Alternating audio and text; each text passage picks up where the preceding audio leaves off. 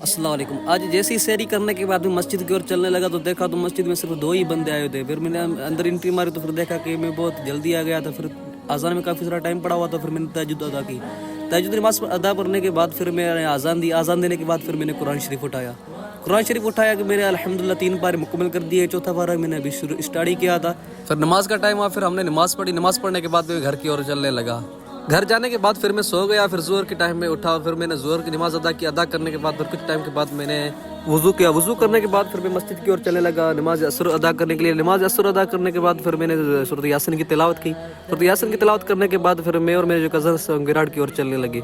Ground में जैसे ही हम आ गए तो फिर देखा कि कोई भी प्लेयर नहीं आया हुआ था। फिर हम बाइक पे बैठे। बाइक पे बैठने के बाद फिर हम चलने लगे शहर की ग्राउंड की ओर। जैसे ही हम ग्राउंड में पहुंचे तो फिर देखा कि कुछ प्लेयर्स यहाँ पे थे तो मैच खेल रहे थे एक दूसरे से। मैच खेलते खेलते कब टाइम गुजर गया पता ही नहीं चला। फिर अफ्तार का भी टाइम हो गया। फिर मैंने खजूर से रोज़ा अफ्तार किया। फिर